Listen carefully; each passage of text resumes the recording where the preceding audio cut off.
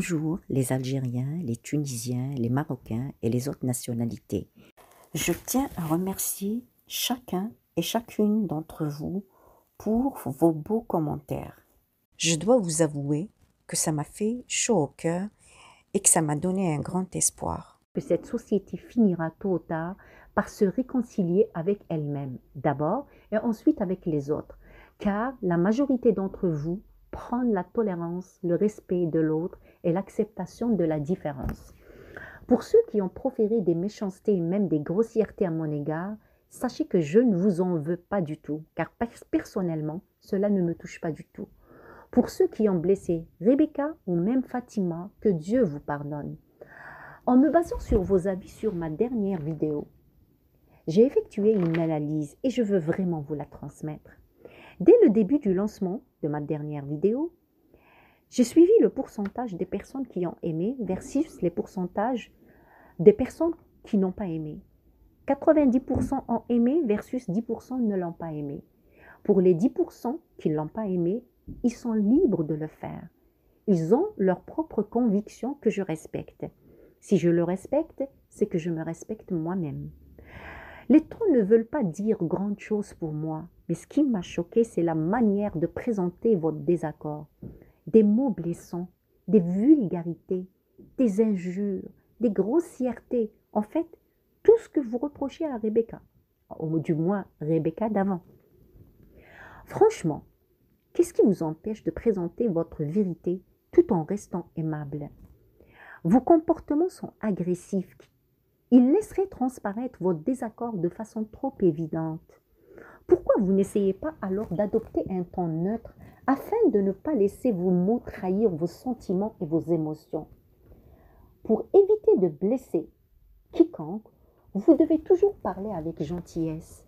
Les gestes de gentillesse comme la politesse auront un impact important et vous permettront de faire comprendre à l'autre personne que vous n'êtes pas d'accord avec ses opinions.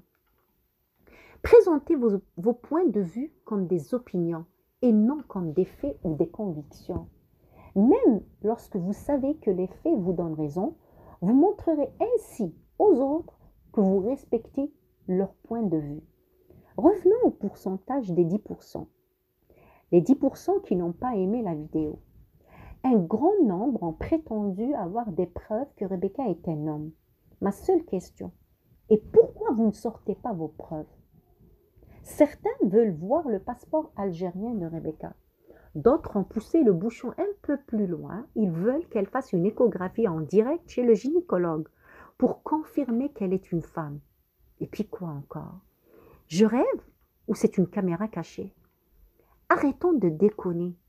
Soit vous sortez vos preuves et nous ne vous remercions jamais assez d'avoir éclairci notre lanterne. Présentez votre vérité sans pour autant rabaisser celle des autres. Évitez les hyperboles. Les choses sont très rarement toutes blanches ou toutes noires. Évitez alors les mots et les formules qui exagèrent la vérité. Votre objectif est d'être honnête et les hyperboles sont rarement honnêtes. Formuler correctement une critique est très important pour qu'elle soit bien reçue. Ce n'est pas la même chose de dire à quelqu'un « tu es vraiment nul en géographie » que de dire « tu as des difficultés en géographie ». Le vocabulaire, le temps, la place des mots, chaque élément a son sens. Le peuple maghrébin est un peuple digne, révolutionnaire et d'un courage exceptionnel. Ce peuple est le seul candidat apte à transformer sa société. Les Algériens ont donné une leçon de bravoure au reste des pays opprimés, aux dirigeants et au monde entier. Une leçon de courage, de dignité et de civisme. Les citoyens ont impressionné tout le monde par leur caractère pacifique. Alors, protégez cette image honorable du peuple et ne laissez pas les autres pays se moquer de vous. Maintenant, je m'adresse à vous, Rebecca et Fatima. Toutes les deux, vous êtes des compatriotes. Ne vous donnez pas en spectacle au reste du monde. Pardonnez-vous et surtout aimez-vous. Qu'est-ce qui vous empêche de vous demander pardon devant toutes ces personnes qui vous suivent et arrêter cette guerre qui n'a pas de sens? Rebecca est votre compatriote. Si elle a tort, on l'oriente. elle a fait quelques erreurs dans son passé comme nous tous. Et qui parmi nous n'a pas fait des erreurs? Nous ne sommes pas des saints. Le bon Dieu accepte la repentance. Pourquoi pas nous? Si Rebecca est un homme et elle cache cette vérité, c'est elle qui l'assume et non pas vous ou moi. Si Rebecca est une femme, personnellement j'y crois vraiment. J'en ai aucun doute. L'action qui blesse le plus au bon Dieu est de briser le cœur de quelqu'un.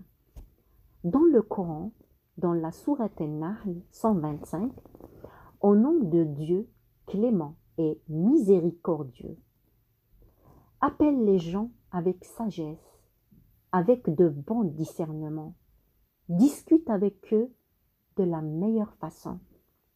La tolérance est un principe fondamental en islam, un devoir moral qui ne signifie pas la concession. Elle ne consiste pas à renoncer à vos principes. D'ailleurs, le Coran enseigne à cet effet. Dans Sourate Nahl, verset 125, au nom de Dieu, clément et miséricordieux, par la sagesse et la bonne exhortation, appelle les gens au sentier de ton Seigneur et discute avec eux de la meilleure façon. Car c'est ton Seigneur qui connaît le mieux celui qui s'égare de son sentier, et c'est lui qui connaît le mieux ceux qui sont bien guidés. Avec ce beau verset divin, je termine. Merci à vous tous. Avant que j'oublie, s'il y a quelqu'un qui veut déverser sa frustration sur cette vidéo, allez-y, vous pouvez le faire, attaquez-moi.